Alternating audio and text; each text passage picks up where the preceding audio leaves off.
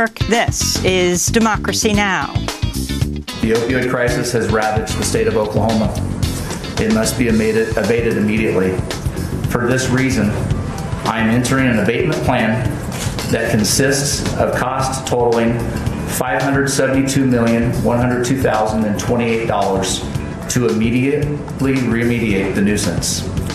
In a landmark ruling, an Oklahoma judge orders Johnson & Johnson to pay over $500 million for contributing to the state's opioid crisis.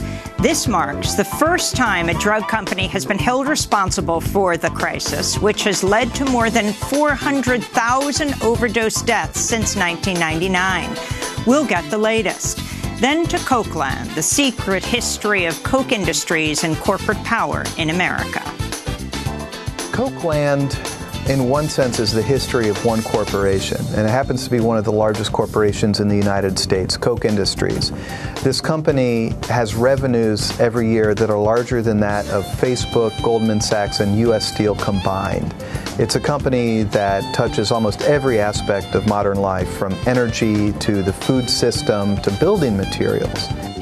Following the death of billionaire right-wing donor David Koch, we look at how he and his brother Charles Koch transformed the American economy and political system from funding climate change deniers to fighting organized labor. All that and more coming up.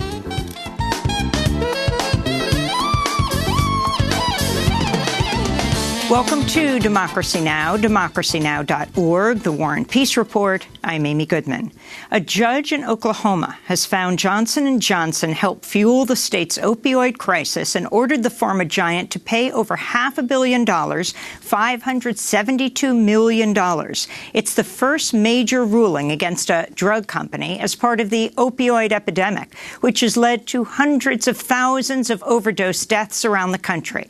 Although hailed as a victory, the damages are much lower than the $17 billion Oklahoma had sought in the case. Some 2,000 other lawsuits against opioid manufacturers and distributors are pending around the country. A massive federal lawsuit brought by almost 2,000 cities, counties, and Native American tribes is scheduled to begin in October. This is Oklahoma Attorney General Mike Hunter speaking after the ruling. Johnson & Johnson, motivated by greed and avarice, is responsible for the opioid epidemic in our state. Johnson & Johnson will finally be held accountable for thousands of deaths and addiction caused by their activities. At the end of the day, you can't sit in a corporate suite somewhere for the last 20 years and oversupply the country. 10 times more of this drug was coming in, and then you had, concomitantly, 15 times more people dying from opioid overdoses. So there's no question in my mind that these companies knew what was going on at the highest level. Johnson & Johnson has vowed to appeal the ruling. We'll have more on the story after headlines with Mother Jones reporter Julia Lurie.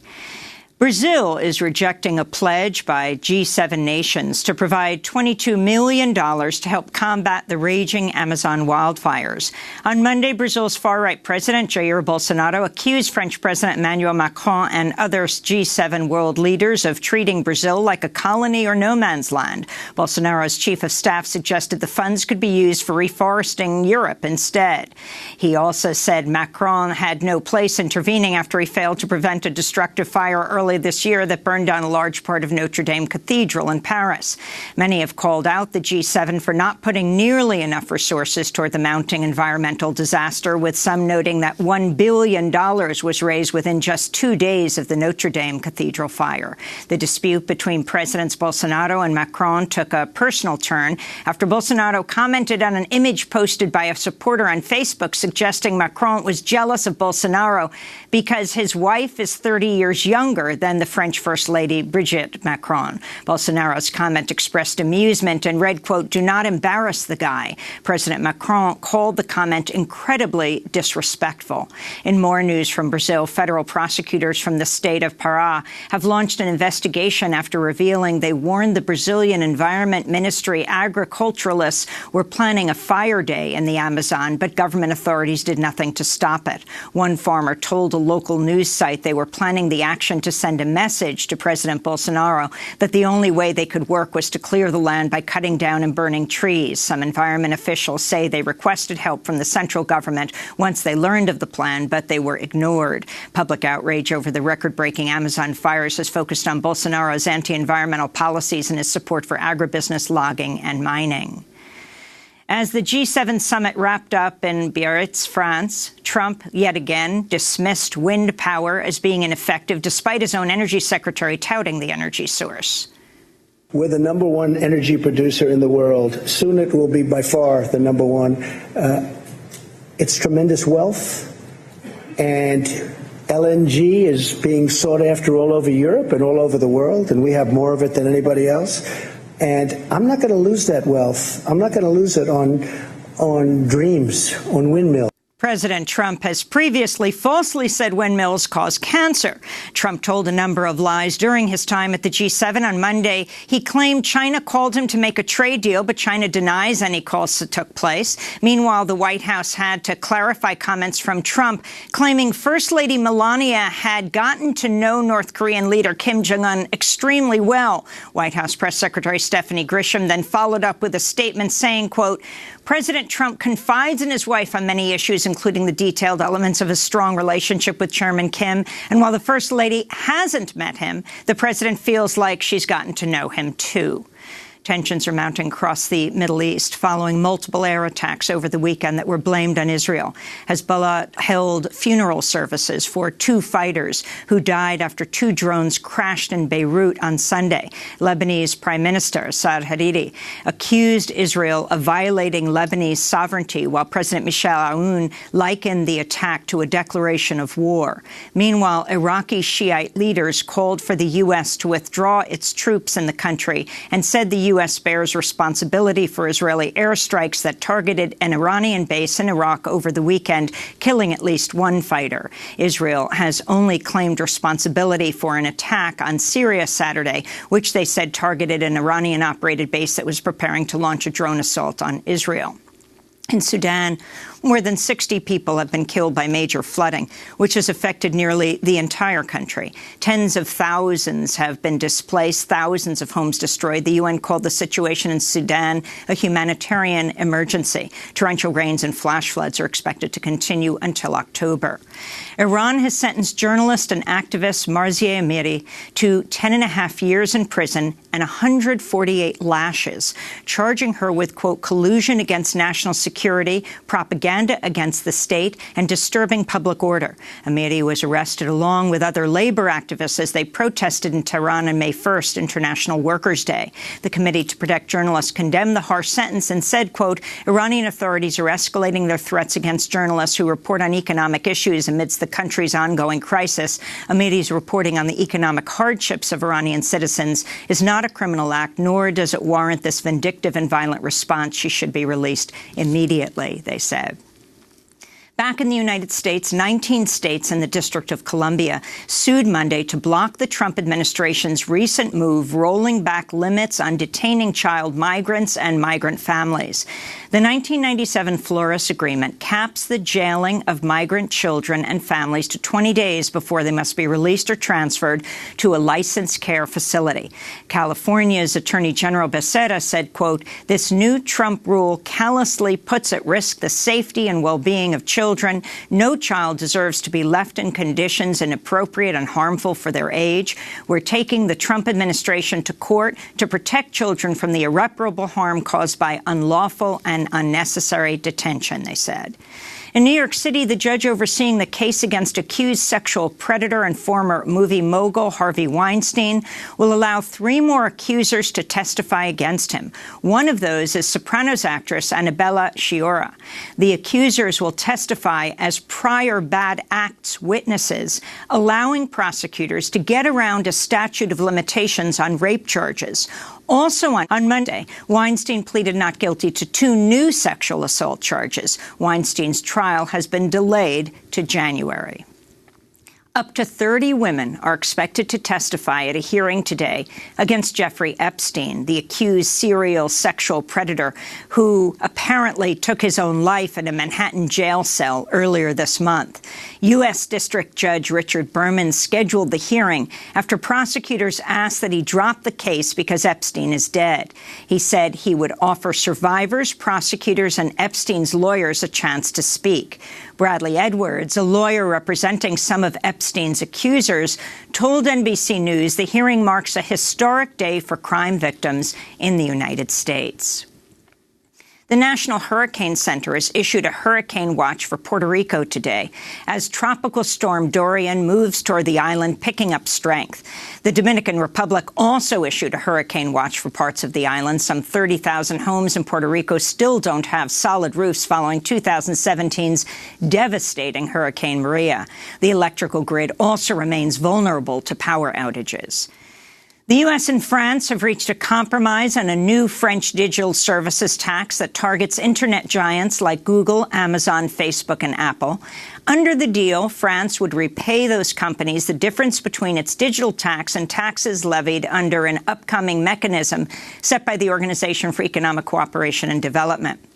French President Emmanuel Macron said France will eliminate the 3% tax as soon as an international agreement on digital taxation is reached.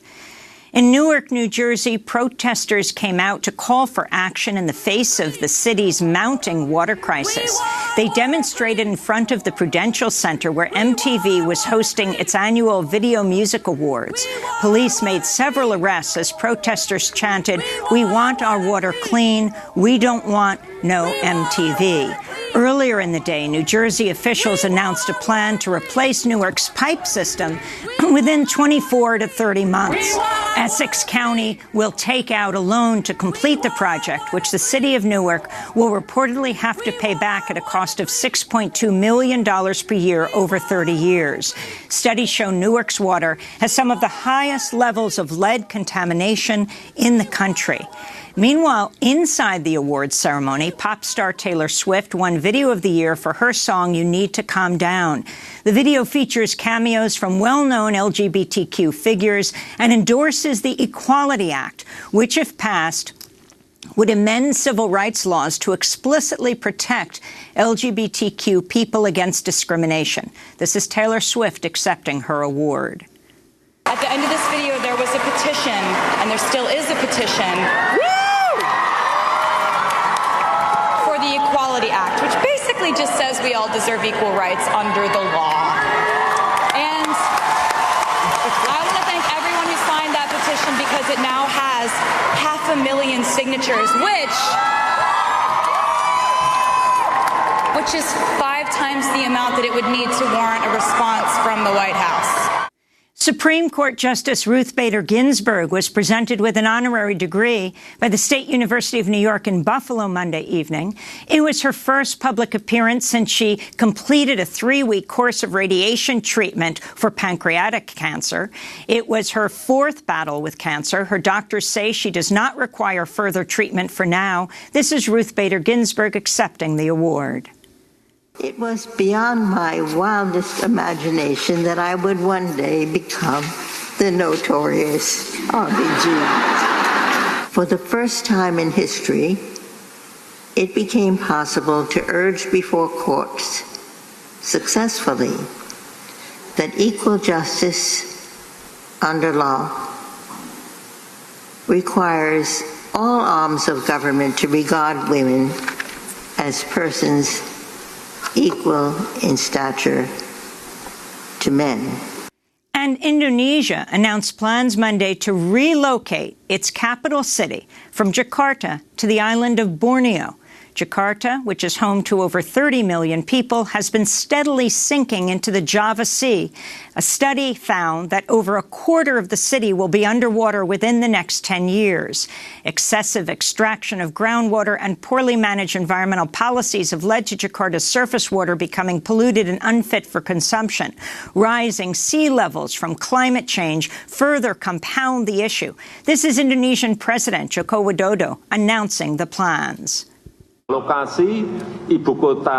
ideal location for the new capital is part of it in North Panajam Pasar, and part of it in the Kutai Kartanegara in East Kalimantan province. The place has a minimum risk of natural disasters such as floods, earthquakes, tsunami, forest fires, volcanoes, and landslides. Secondly, the location is strategic, as it's located in the center of Indonesia. And thirdly, it's close to the other developed cities.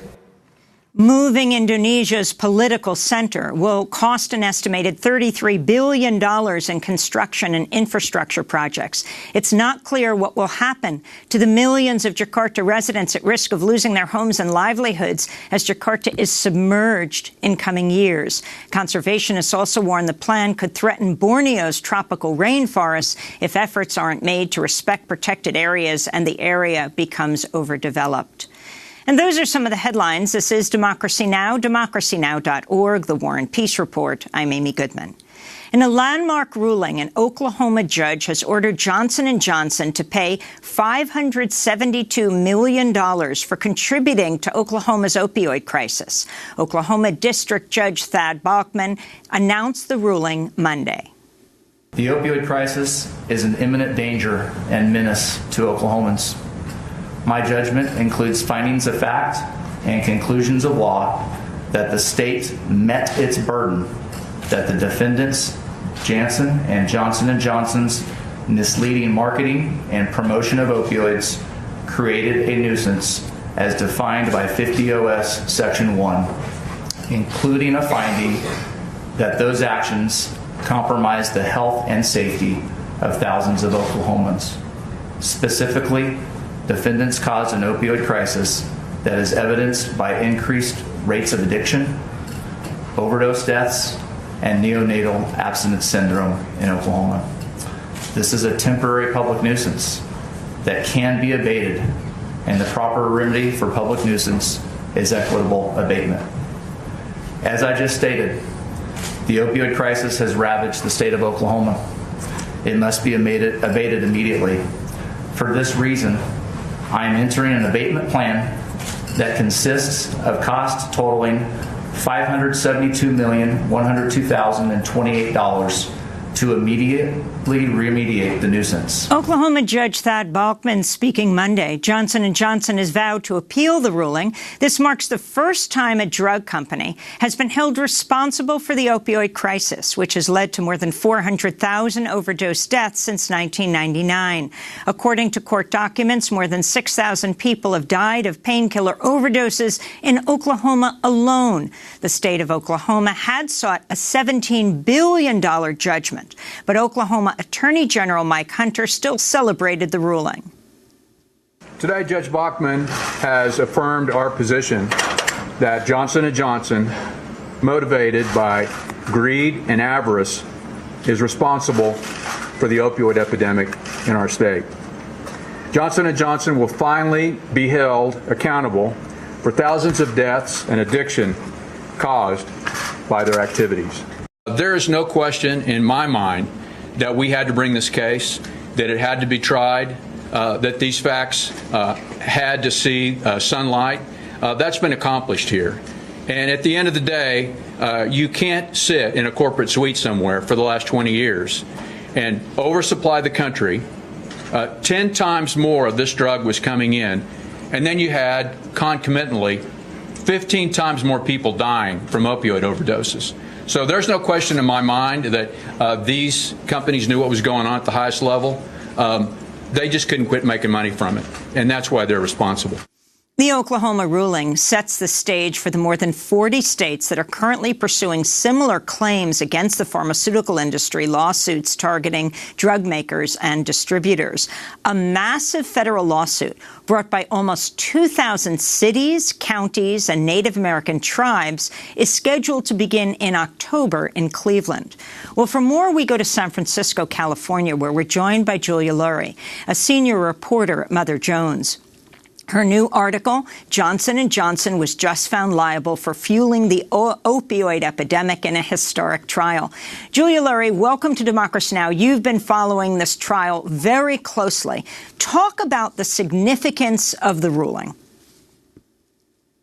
So this ruling is huge. This is the first time that a case like this has gone to trial.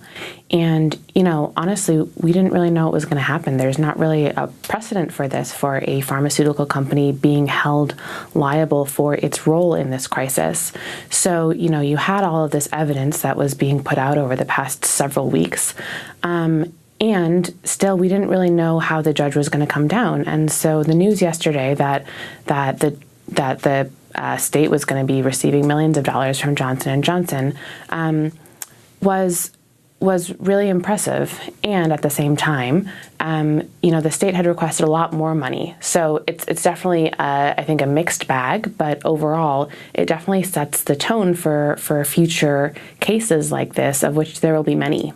Now, it's not as if this was the only drug company that contributed to the opioid crisis, but two other companies, Purdue Pharma and Teva, had settled with Oklahoma before at well under half the amount that this judge has now found Johnson & Johnson liable for. Correct. So Johnson & Johnson was basically making the gamble that the state could not find a single company, namely Johnson & Johnson, liable for the entirety of the opioid crisis, that their role was so minuscule that they would not be found responsible. And that strategy really ended up backfiring because, as you said, they ended up paying far more than Purdue and Teva combined. On Monday, Johnson & Johnson's attorney, Sabrina Strong, vowed to appeal the ruling. We have sympathy for all who suffer from substance abuse. But Johnson & Johnson did not cause the opioid abuse crisis here in Oklahoma or anywhere in this country. We do not believe that the facts or the law supports the decision today. We have many strong grounds for appeal, and we intend to pursue those vigorously. That's Johnson & Johnson's attorney, Sabrina Strong, vowing to appeal the ruling. Julia Lurie, one of the main arguments of Johnson & Johnson is, we didn't prescribe these drugs, doctors did. That's true, and at the same time, Johnson & Johnson played a big role in getting those doctors to prescribe these drugs. So what we now know from the evidence that was laid out in this trial was that Johnson & Johnson was a pharmaceutical company that went about a massive and misleading and false advertising, effectively a marketing campaign, in which they had sales representatives target high-volume prescribers, so doctors that they knew would be amenable to prescribing more and more opioids, and encouraging those doctors to prescribe higher doses of opioids, and also trying to convince folks, doctors and patients alike, that these were safe and effective drugs, that addiction was not a problem, that it was perfectly fine to take them at high doses for long periods of time. One of the things that came out over the course of this trial was that Johnson & Johnson representatives, sales representatives, made, I think it was 150,000 calls just across the state of Oklahoma, sales calls to doctors, pushing them to prescribe these opioids. And so, it's correct that ultimately the doctors are the ones that are prescribing these drugs. However, Johnson & Johnson played a huge role in influencing those doctors. And another thing that we know that Johnson & Johnson did was support the pain patients, the advocacy groups specifically that were advocating on behalf of pain patients. When a message is coming from a doctor or from a patient advocacy group, it seems much more trustworthy than a message coming from a pharmaceutical company. So we know that they really leveraged, those messaging techniques. And as a result, the prescribing of opioids in Oklahoma and really across the country skyrocketed. Oklahoma also argued that Johnson & Johnson targeted young children in its efforts to expand the opioid market. The state compared the company's recruiting tactics to those of the tobacco industry. Julia, tell us more. So it seems like there was no population that was sort of off limits for Johnson & Johnson to basically push these opioids onto. And, you know, from a marketing perspective, it makes sense. If you can get more people hooked on these drugs, especially people from a younger age, then you'll have, you know, lifetime customers, as it were. However, you know, as we know, these drugs are extraordinarily addictive, and there are all sorts of negative effects to prescribing these drugs. So, you know, we have all this marketing information now that if you were just taking an economic perspective, you would say, oh yeah, that makes sense. Target as many different populations as you can. Target people with cancer pain, target people with non-cancer pain, target old people, target young people. And in reality, that kind of targeting has really devastating consequences. You wrote a piece not a little while ago called Inside Johnson & Johnson's Quiet Domination of the Opioid Market. Explain how key Johnson & Johnson was and how this market and the epidemic developed simultaneously. How did they do it? There's so much that is not known about the way these companies operate with their secret documents that now come out in trial. Sure. So the company's role was really multi-pronged. So on the one hand, they had their own opioid products that they were selling and they were marketing, and they had a whole sales force of folks who were going to doctors and encouraging doctors to prescribe those medications. But also, and this is something that I think that most people don't know about Johnson & Johnson. Johnson & Johnson had two subsidiaries that were responsible for manufacturing the majority of active ingredients in opioids that were marketed and sold in the United States, not just Johnson & Johnson opioids, but all sorts of opioids. So the way that they did this was back in the 90s, they had developed this high thebaine poppy. Thebaine is a type of opioid that's used in a lot of painkillers. And back in the 90s, they were able to connect with what is now Purdue Pharma to basically say, look, we have all these poppies, we have this active ingredient, we can help you to make this opioid painkiller, and we can supply as much of it as you want. And over the years, you know, Johnson & Johnson subsidiaries ended up providing pharmaceutical companies across the country with 60% of the active ingredients that are in painkillers. So, you know, on the one hand, you have Johnson & Johnson with its own painkillers and with its own sales force, but they also were quietly playing this really massive role in providing the entirety of the United States and its pharmaceutical companies with the active ingredients that ended up in painkillers and medicine cabinets all over the country. I also wanted to ask about Purdue Pharma's role in the opioid crisis. Again, they settled earlier and didn't go to trial in Oklahoma. Earlier today, the investigative news organization ProPublica published video testimony of Dr. Richard Sackler of Purdue Pharma, the maker of OxyContin. This is a part of a deposition he gave in a 2015 lawsuit in Kentucky. The company waged a 3-year legal battle to keep this video secret. Sitting here today, after all you've come to learn as a witness, do you believe Purdue's conduct in marketing and promoting OxyContin in Kentucky caused any of the prescription drug addiction problems now plaguing the Commonwealth? I don't believe so. Sitting here today, after all you've come to learn as witness, do you believe that Purdue's conduct in Kentucky has led to an excessive or unnecessary amount of opioids being located throughout the Commonwealth of Kentucky? I don't believe so. Do you believe that any of Purdue's conduct has led to an increase in people being addicted in the Commonwealth of Kentucky? No. That's Dr. Richard Sackler of Purdue Pharma, the maker of OxyContin, again, part of a deposition he gave in a 2015 lawsuit in Kentucky. They did not want this video made public. Julia Lurie, as you listen to this for the first time, can you talk about the significance of his testimony in this affidavit? You know, on the one hand, it seems completely absurd that he would say that. And on the other, that company has really stuck to those lines, that we are not responsible for this addiction crisis and we're not responsible for this overdose crisis. So in that way, it's very on brand.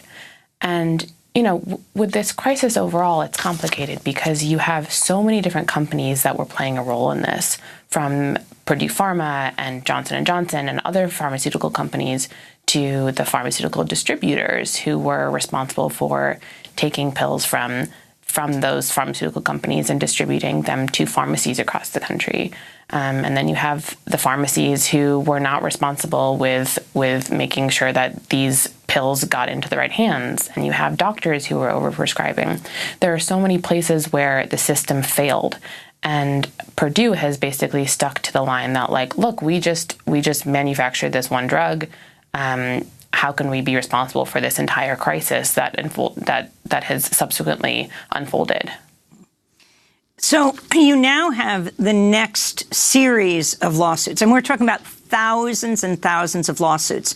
One case that's going forward in Cleveland in October is actually 2,000 lawsuits brought by cities, counties, and Native American tribes. Talk about the significance of this coming up and what this trial and verdict mean for the Cleveland trial. Sure. So, you know, over the past few years, municipalities, whether it's cities or counties or tribal lands, have been paying financially for the cost of this crisis. It is very, very expensive to put people in treatment, to have the emergency services that are necessary when someone overdoses, to have the drug courts that folks go to when they're dealing or using drugs. And so for all of those things, they take a lot of money, and a lot of counties are really struggling with this. They don't have the financial means to deal with this, or it's cutting into budgets that they had for other things. So over the years, a number of places have sued pharmaceutical companies for causing this crisis and basically said, look, you are costing us all of this money. You're causing this widespread devastation, and you need to pay up. You need to be responsible for this. So all of those, or a lot of those cases have been sort of rolled together into one big multi-district litigation that is going to trial in October. And this is going to be a huge case. It is, like you said, it is about 2,000 municipalities that are suing, and there are a ton of defendants, a lot of pharmaceutical companies as well as distributors. And it's expected that a lot of evidence against a number of pharmaceutical companies and distributors will come out during this trial. We don't know yet, you know, where things stand, if some places are going to, if some defendants are going to settle, if this is going to lead some companies into bankruptcy, if it's not going to be a big deal, we don't know. What we do know is that, you know, this trial that just happened in Oklahoma really sets the tone, and sets a precedent for what this multi-district litigation could be like. In Oklahoma, the lawyers for Oklahoma, the prosecutors, were basically saying that this was a public nuisance. They were basing their argument on the idea that the public nuisance that was created by Johnson & Johnson was so expensive that the company had to pay up.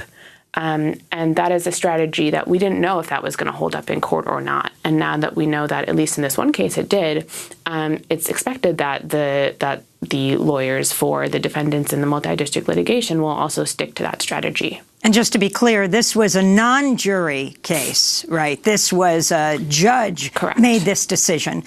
These pharmaceutical companies are, it seems, terrified of a jury, of someone's peers, of a victim's peers. Correct. And the multi-district litigation will be a jury. they will have a jury in that case. Well, Julia Lurie, I want to thank you so much for being with us, senior reporter at Mother Jones.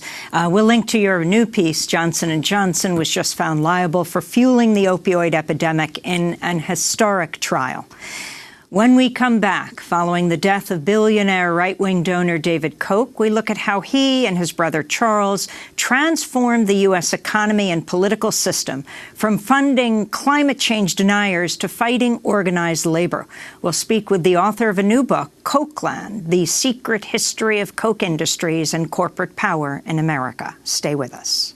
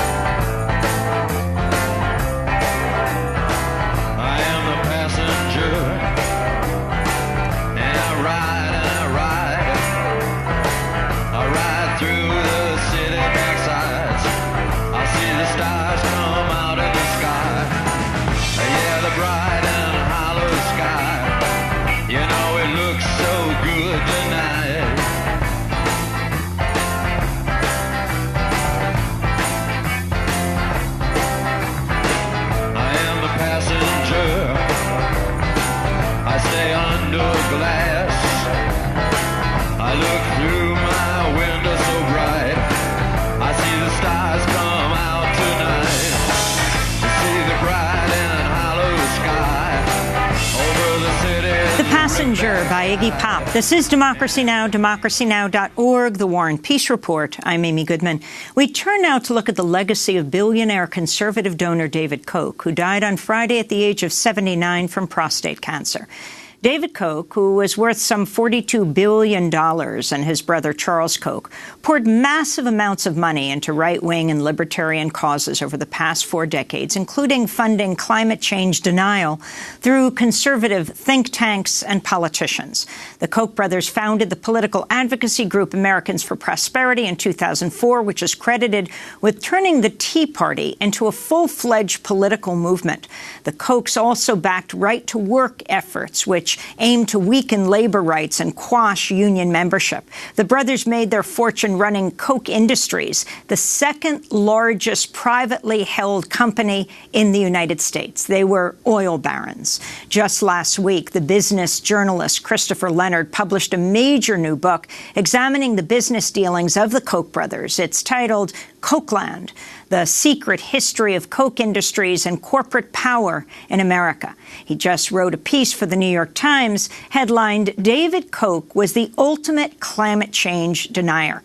Christopher Leonard joins us now from Kansas City. Welcome to Democracy Now! Why don't we start there with it wasn't really a synopsis of the book in any way, because this is a tome. Congratulations on writing it, Chris. But David Koch was the ultimate climate change denier.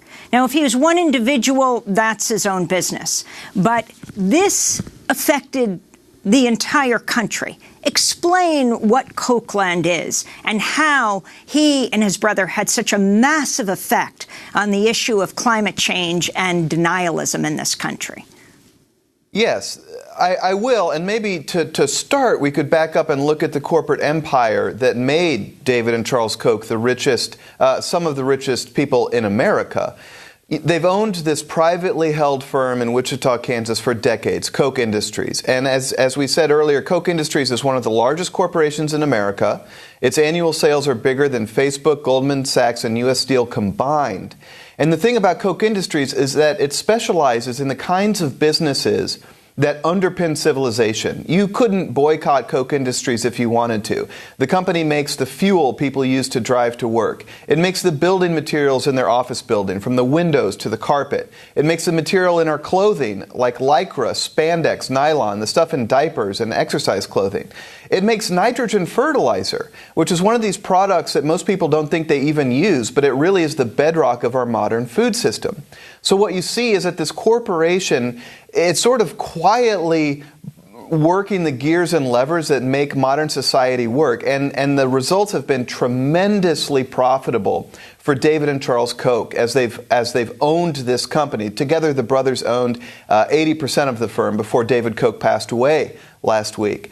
So the important thing that you asked me about is climate denial and the political impact of this empire. And it traces back to the fact that Charles and David Koch, for decades, have been patiently working to reshape American politics. The brothers, the best term you could probably use for them is libertarian. They hold a very vehement anti-government view. They truly believe that society needs to be organized as a marketplace with only privately run roads, hospitals, insurance. They don't believe in Social Security. They don't believe in Medicare. So they've been steadily pushing back government regulations and programs like that. But of primary concern to them is any effort to regulate greenhouse gas emissions, because Koch Industries is deeply involved in the fossil fuels business. It owns oil refineries, pipelines, it trades global energy supplies around the world. And decades ago, this company realized that if the government regulates greenhouse gas emissions or even puts a price on emitting carbon into the sky, it could really hurt Koch's profits for decades to come. So the company has been, I think, unique and vitally important in derailing any action on climate change going back to the early 1990s. So you talk about carbon being at the heart of Koch's business and also Koch's future. You talk about the refineries and how they built them around the country, and then the political wing of their operation, if you will, in having to ensure that carbon is not regulated. Explain what they built. Absolutely, I will. And I'd like to say this came from, I remember an interview I did a few years ago with a former senior lobbyist at Koch Industries, and I said, you know, what got you up in the morning? What was your front burner issue? And the answer was carbon. This is what motivated the company. Fossil fuels put gigatons of greenhouse gas emissions into the sky every year for free, essentially. And the cost of that pollution will be borne by society for decades. It's what we call in the business community, it's an externality. You get to externalize the cost of that pollution. So if a price is put on that pollution, it changes the entire economics of fossil fuels production. And the big threat to companies like Koch Industries, ExxonMobil, Chevron is that this could hurt demand for fossil fuels in future decades. So when that happens, all these investments you have, billions of dollars sunk into oil refineries and pipelines, that investment becomes less and less valuable as demand for fossil fuels falls. So it's not easy to change American public policy. That I learned reporting this book. And Koch Industries and Charles and David Koch have been remarkably smart, patient, and strategic in their approach to affecting U.S. policy. And they built this machine to do it that is unrivaled in corporate America. You know, when I started reporting this book, I thought I was going to be writing a lot about campaign donations and super PACs. Boy, was I wrong. The real action always starts the day after the election. That's where Koch Industries has its real expertise, and that's where it shaped public policy. So to do that, Koch has one of the largest corporate lobbying operations in the United States, located about a block from the U.S. White House. Then it funds and supports a constellation of think tanks in Washington, D.C., like the Cato Institute or the American Energy Alliance. And what these groups do is they seed the ground in Washington with Koch's ideas. These libertarian, anti-government ideas are made mainstream by groups like the Cato Institute, and they help force the conversation. They help shape the conversation. Along with that, you have this network of campaign donors who will, in an election cycle, sometimes give more money to political campaigns than the actual political parties themselves. Hundreds of millions of dollars to entice politicians to embrace the Koch point of view. And then finally, perhaps most importantly, Koch has built a nationwide activist network called Americans for Prosperity. And what this is a boots-on-the-ground operation. So Americans for Prosperity has chapters around the country. They can activate people to go knock on doors, take petitions. They will charter buses from West Virginia, North Carolina, Missouri, Ohio, you name it. They will get buses of angry voters to come to Washington, D.C., and then go visit congressional offices that have been specifically identified by that big corporate lobbying shop we talked about, where they can pressure lawmakers. And Koch put this political machine into full force in 2009 and 2010, when it looked like the United States was going to regulate greenhouse gas emissions for the first time. You know, back then, there really was bipartisan support to do something on climate change. The Republican John McCain ran on doing something about climate change. But Koch Industries intervened, and I think more than even Exxon or other companies, it politicized this issue of climate change. And Koch went after any moderate Republicans who acknowledged that climate change was real, who supported any effort to put a price on carbon. And Koch helped drive those people out of office.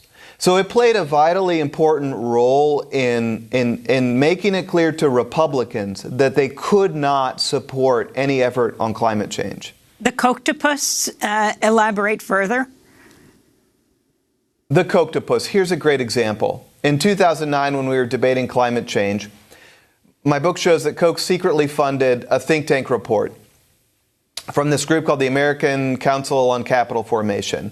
And this report said that if we regulate climate change, it'll be a disaster for the American economy.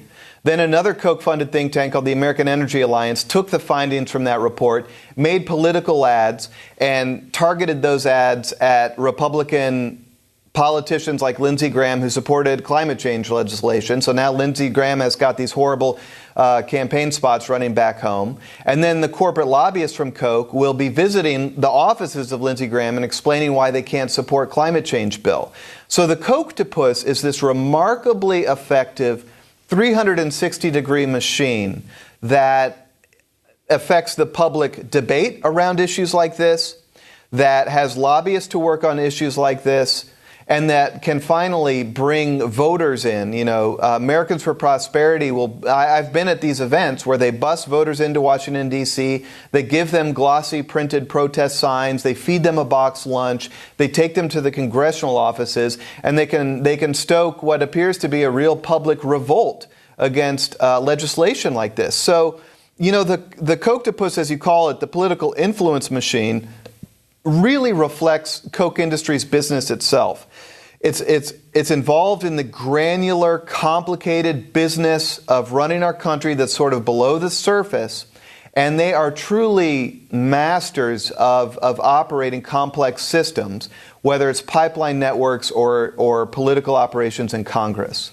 Chris Leonard, we have to break. We're going to come back. And I want to ask you about, well, there was a particular chapter where you talk about warehouse operations, where they're tracking workers' activity down to the minute and how they dealt with union organizing. I also want to ask you about how they gained their wealth off of Native American tribes, and some of their people almost went to jail for it. Christopher Leonard, business reporter and author of the new book, Kochland, The Secret History of Koch Industries and Corporate Power in America. Stay with us.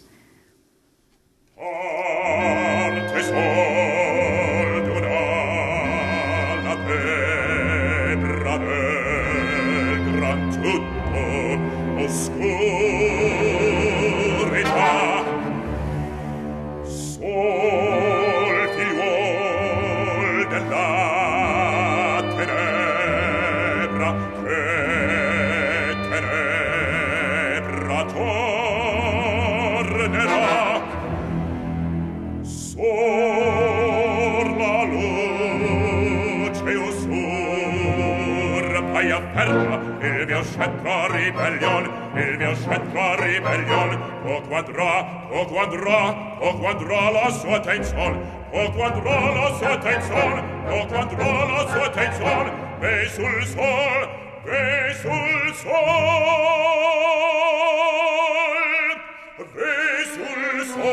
sulla terra, ve sul sole sulla terra, ve sul sole sulla terra.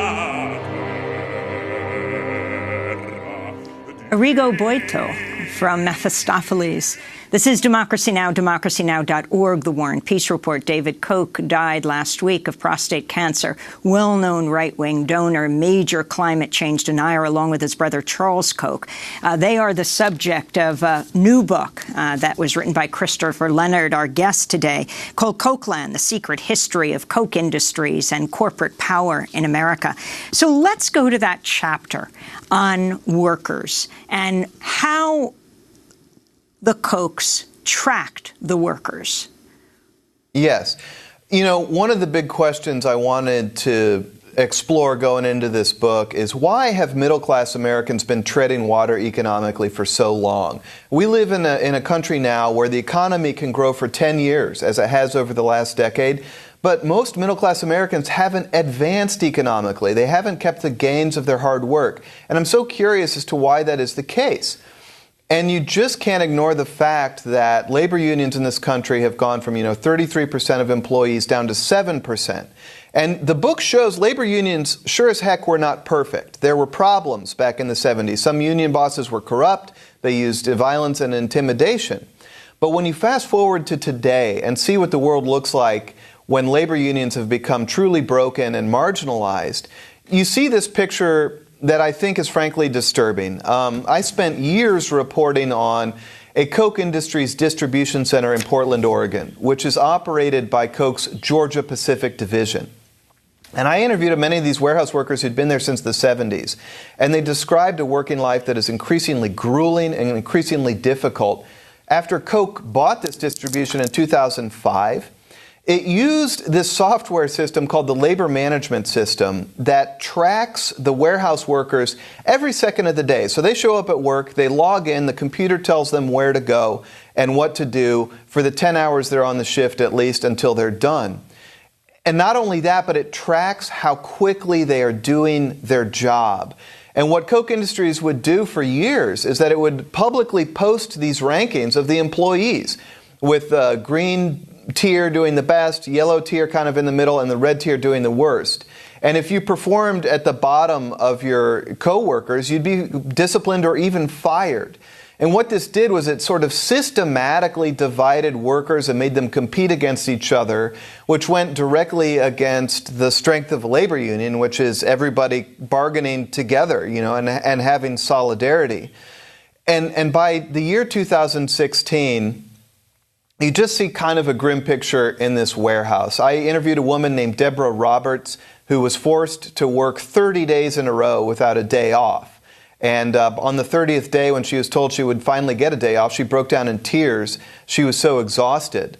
And I obtained the labor contracts of these employees going back to the 1970s. I had an outside compensation expert look at these labor contracts.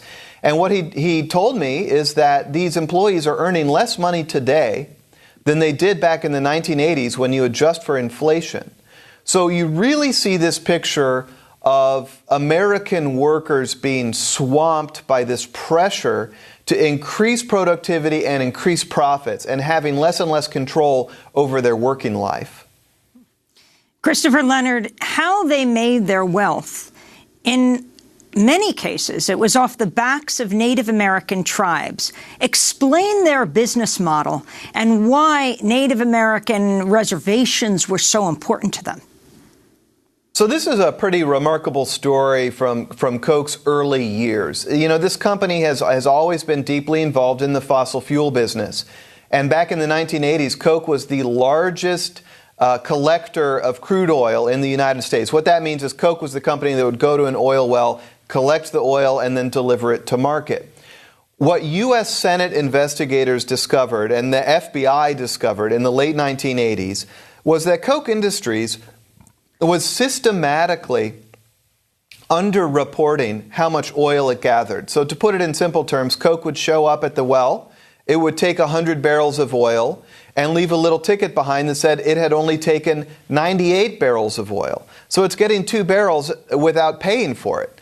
I interviewed senior Koch former vice presidents, the oil gaugers who collected the oil. I reviewed transcripts of the depositions of senior Koch executives on this matter, court records, and what it clearly shows is that for years, Koch was systematically taking oil without paying for it. Koch officials admitted in court they reaped roughly $10 million in profit a year from oil they didn't pay for.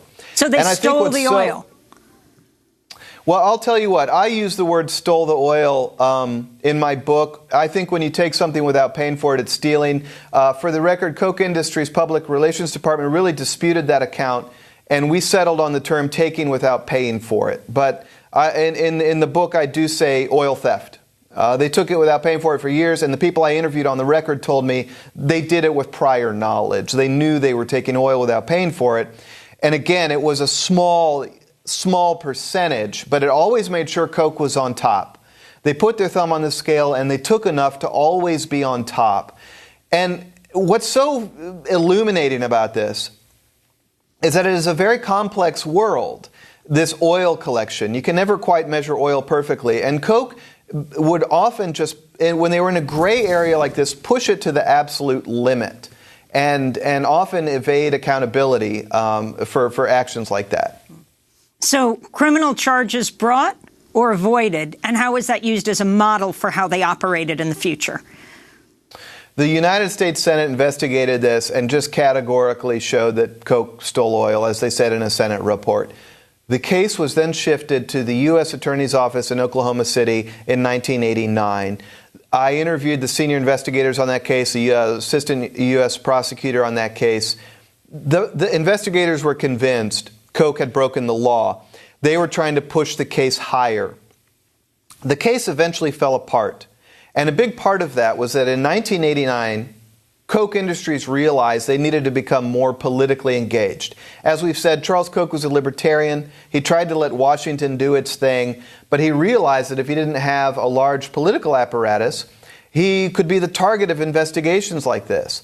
So this was when Koch really built the political network as we know it. And Koch began lobbying U.S. senators like Kansas, then Senator Kansas Bob Dole. They began actually lobbying the Native American communities and convincing the local leaders of the Osage community that Koch had not stolen oil. And, Osage leaders like Charles O. Tillman gave comments saying that Koch had not stolen oil, and then Koch's political apparatus would amplify that message in Washington, D.C. And Charles O. Tillman told me later in an interview that he really regretted his statements because he only later realized Koch had, in fact, stolen oil. But these political efforts helped cloud the picture. They painted federal prosecutors as being overzealous.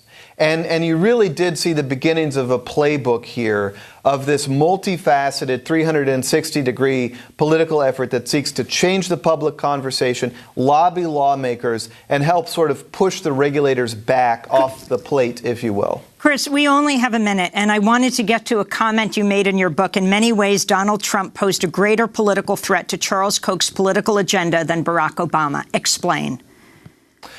Charles Koch wants Republicans to be libertarian and back off the private enterprise. Donald Trump has a different vision. It's this America First vision. Donald Trump has made clear he will intervene in markets, whether it's through tariffs, trading up trade deals, or all the rest of it. The Koch political network knows that if Donald Trump wins re-election, he will reshape the Republican Party for a generation. We will have an American First Republican Party, not a libertarian public party. And that's why you see this tug of war between Koch and Trump. Now, Koch supports Trump's efforts to deregulate, but it is fighting him on these other fronts. And who knows where this will ultimately end up. Well, we're going to do part 2 with you and post it online at DemocracyNow.org. Christopher Leonard, author of the new book, Kochland, The Secret History of Koch Industries and Corporate Power in America. Christopher Leonard is a business reporter whose works appeared in the Washington Post, Wall Street Journal, Fortune, Bloomberg Businessweek. This is Democracy Now! I'm Amy Goodman. Thanks so much for joining us.